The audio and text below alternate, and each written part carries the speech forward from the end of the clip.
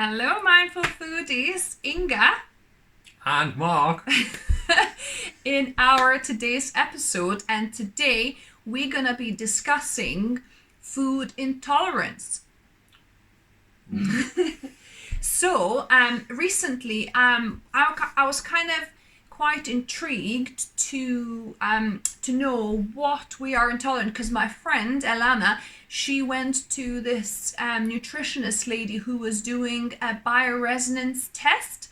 And I got her to do, one bit for me. Bioresonance machine is basically you hold one metal kind of not electrode, but like a metal bar. You hold in one hand, and then the wire goes to kind of a metal container, through a metal container that they put little glass vials with different food items. And then another one gets and then another one they actually put it on your finger, so they kind of not scratch, but like just touch your finger, so it kind of closes the loop between this hand, obviously the food, and then touching your finger as well. And the way it works, it kind of emits a certain frequency, a certain signal, I guess, and your cells resonate a certain way, and whatever kind of the dial goes up or lower, on the thing that she's got, it shows how much of kind of resistance to specific foods it has, or how it resonates. So I don't know, it's quite a mind-blowing technology. Have a look at bioresonance and see. Not quite how I'd describe it. So how would you describe it? I don't think I can say on air. He basically doesn't believe it. Let's just leave it at that, shall we? But I'm pretty sure, because there's a few of these kind of machines I saw and people using it, and it's proper technology. That makes it true. Yeah, anyways, so I was really intrigued because I had a couple of things that basically I knew that my body doesn't quite like, and one of them I was suspicious was oats, right? So I wanted to check. So quickly, in my friend's appointment, at the end of it, I've asked whether the lady had another appointment that I could quickly do the same test, and she said no. But I said, can you quickly test one item of food, which was oats, as I've asked. And she did, kindly agreed and did one thing, and it actually picked up quite a moderate response. So basically, the little dial for her shows that I am quite my body is quite resistant or intolerant to oats. So I was really intrigued. But then I kind of looked into things, and the lady was doing over 90, I believe. So this is kind of the little booklet that I got later on. But the lady is doing over 90 different food items that she checks with that little machine. But online I looked that there are tests that do over 200 items and things. So I was like, ooh, I wanted to check more, and it's kind of blood test. So I came to this York test. I don't know if you can see. So this York test, I'm kind of not sponsored by them, but I have been given one free test to talk about it on my videos. So we bought the food intolerance test ourselves. But then when I mentioned that I've got a YouTube channel that I'll mention them, they kindly sent me another, which is Essential Health Check. So let me know down below in description, guys, if you would like to see my blood test results on the Essential Health, on all like B12, cholesterol, LDL, different kind of things, iron, and all the essential things. So let me know if you'd like to see this, and I'll share it in a different video. But just a little disclaimer to let you know that I did get a free test, but this is my, unbiased review. I'm definitely going to say how I feel about it. Both going to say what we feel about it. So when I found this York test, and my colleague actually has done this already, and I thought, right, well, I'll give it a go, because it was, 200 items, I thought I'll go for this blood test. I thought maybe it might be a bit more accurate, because Maybe. yeah, Maybe just a little. because the lady that did my bioresonance test, she said that the blood result is like, I think 90% maybe accurate, whereas the bioresonance is like 80% reliable or accurate. So anyway, so we've both gone for that. So me and Mark, we both got our blood tested. So it just comes in like a little set, and you get like a couple of prick things, whatever, lancet things. Lancets, yeah. So you put them on the end of your finger, push the button, and it just jabs you, and you get the little dot. Diabetics will know. Yeah, it was quite hurty, I must say. It's quite like, I was so afraid to push. Actually, Mark was even more afraid to push it.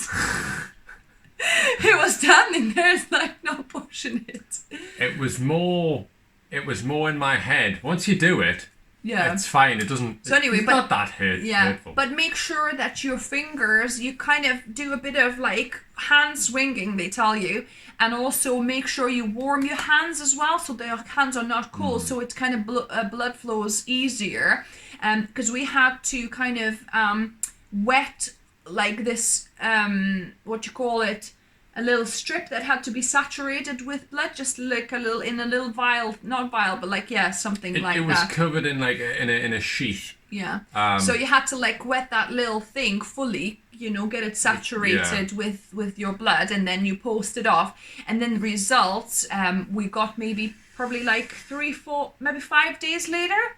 Yeah, I'd say 5 days later. It wasn't too long. So it wasn't long. So yeah, so anyways. Straight into your email, by the way. Yeah, so by email, and then you log in, and then you get like the download, or you could go into on the website, and it's kind of secure. So anyway. Yeah. So yeah, so we got the results, and Mark's results were quite interesting, but also quite soul destroying at the same time, right? I wouldn't say that, but maybe we should say what these results were. So so I'll start with mine, because mine is not that interesting.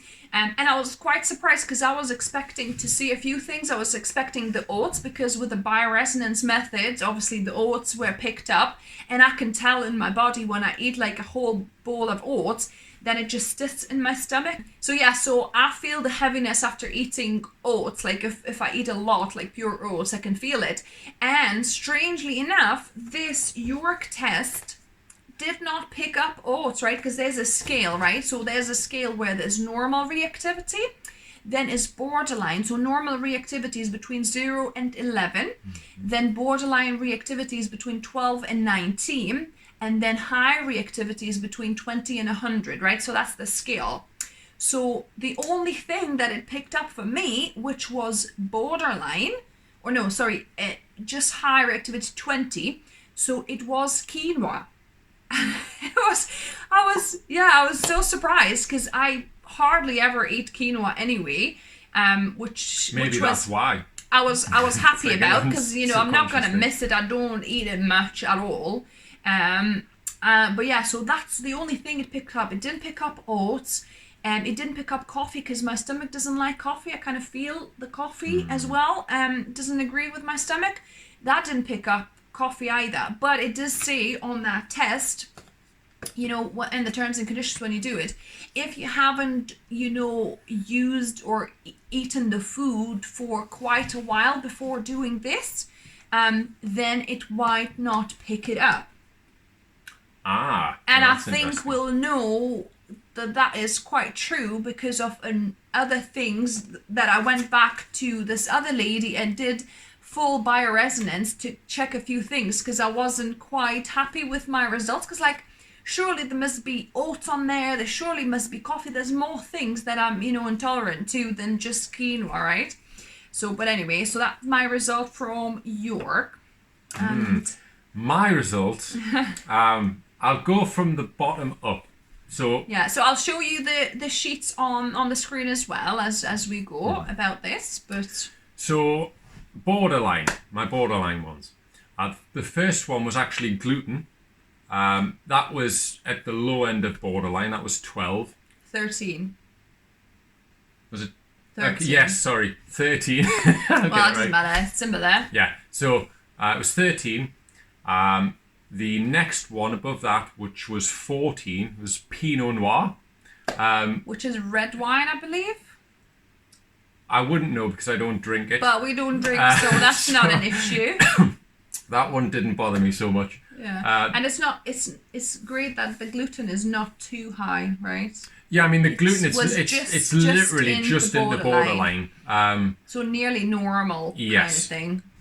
The next one up from that into high reactivity, which was at 24. So kind of low end of high reactivity, but still high reactivity, was wheat. Which, as you know, is pretty much in everything these days. How devastating is that? The breads, the wraps, the pastas, the just anything you think of, pizzas. Yeah. It's life's just not worth living now, is it? And the next one, which was actually at 49. Which it's on a scale from 20 to 100 in the high reactivity. It was 49, was yeast. So obviously that's in a lot of stuff as well. That's bye all the the yeasted breads, and all of that kind of thing. So yeah, it's. I will say that I've never actually felt any response from my body when I do eat these things. But I've never really taken notice of it before. So I think it would be a good idea to check this out over kind of the next kind of coming weeks. Maybe do a decent trial run of not eating these foods. Or at least the kind of wheat and yeast. And to see if that actually makes me feel any better. Yeah. We kind of, initially when we did this, we kind of trialed a little bit to avoid wheat. We were still kind of at what we had, and then we tried not to buy. But I think with Christmas and everything, we just kind of didn't, it didn't happen. We were too busy basically to bother still with it. You were eating breads and wheat and quite a bit. So we haven't done the elimination of these things. And it's hard for me as well, because I don't need to avoid, either wheat or yeast gladly, because I was afraid that I might be yeast, because yeast is in a lot of pickled foods like miso, like apple cider vinegar. Although saying that, there's kind of something to be said about probiotic properties in miso and in apple cider vinegar, as opposed to negative effects of yeast.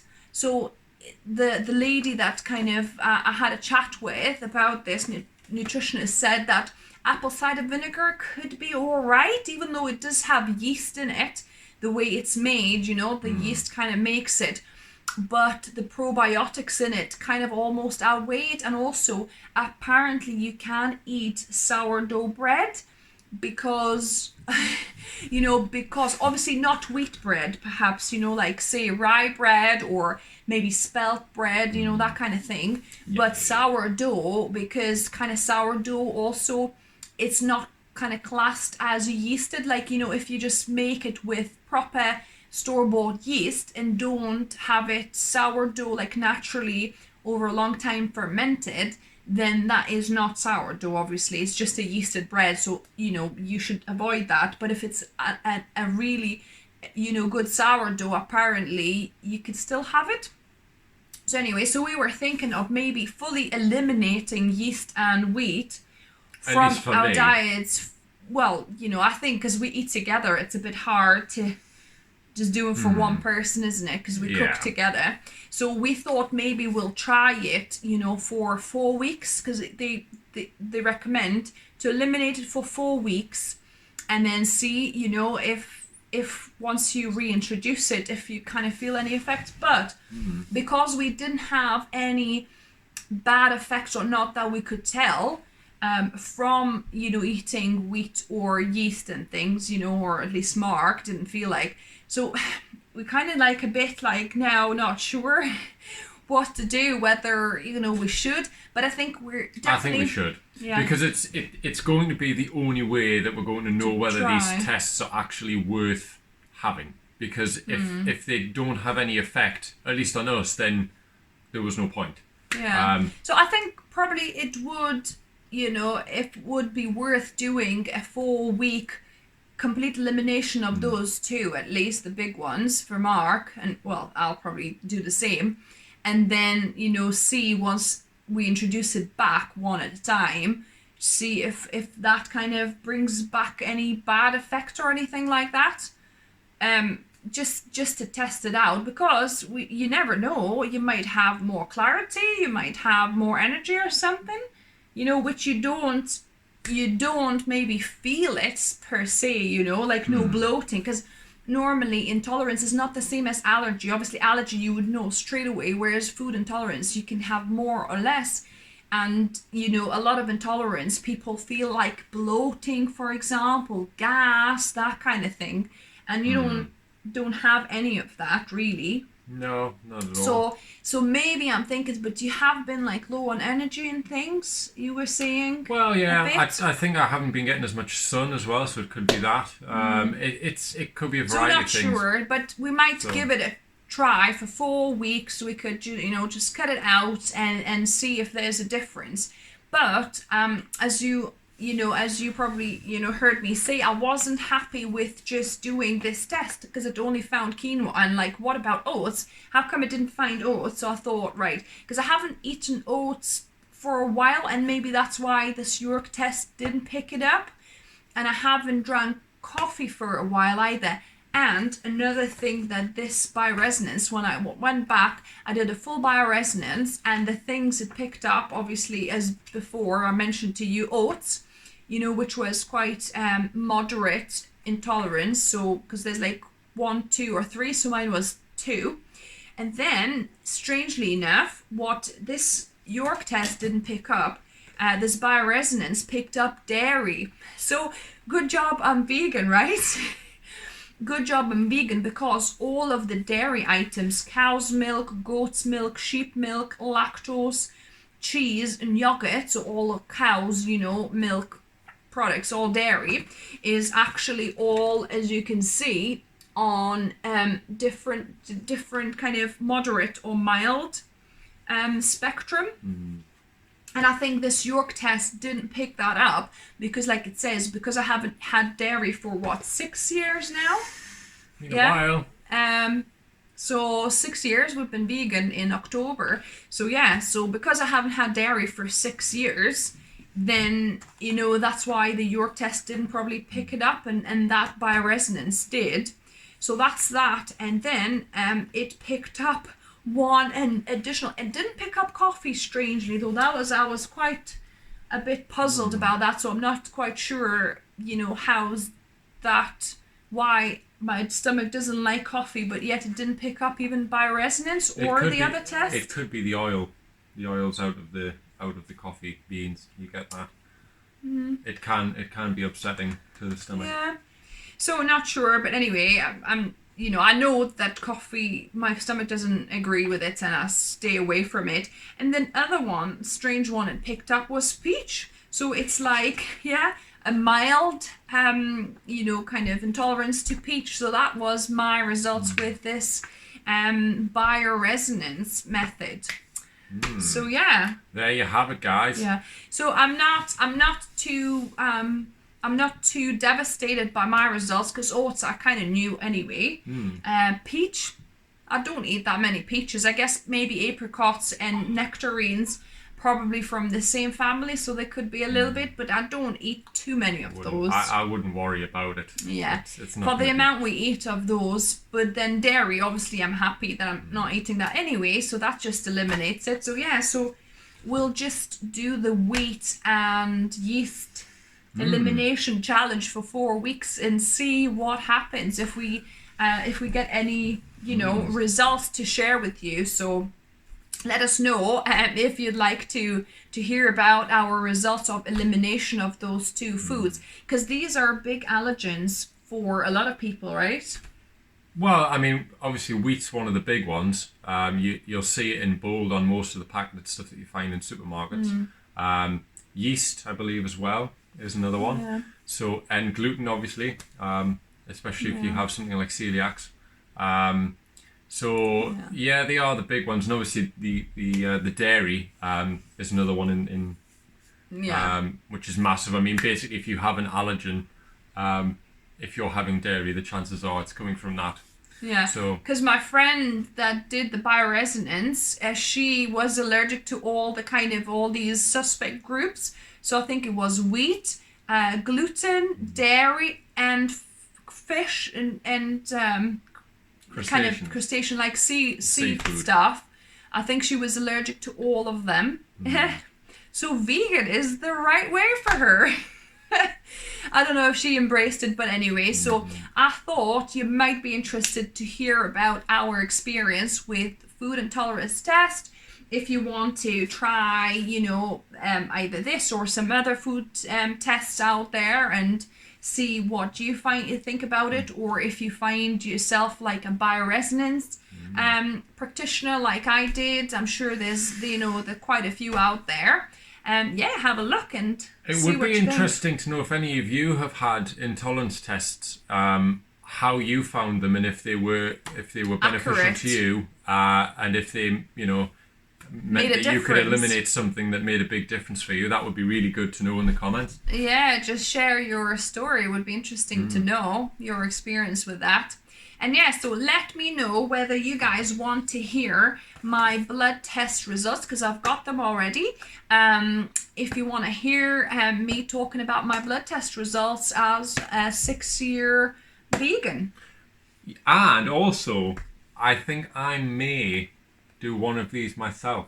Yeah. So, Do you want him to do one? well, I'm just thinking if we get a good response for Inga's test, if people seem to want to see it and are interested in it, Well, then, no, let us do together like what we did this one. So comment down below if you want Mark to do it, right? If you want Mark to do his test, and then we both share the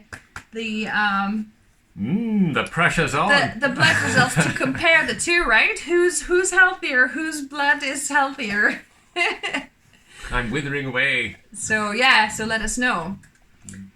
I hope you enjoyed this video. Give a thumbs up if you learned something, if you enjoyed it. If you're gonna try it, let us know what you're gonna try. And as always, subscribe if you're new here. We do the videos on Wednesdays and Sundays. And as always, remember, Food is fuel. so be mindful of what you put in the body.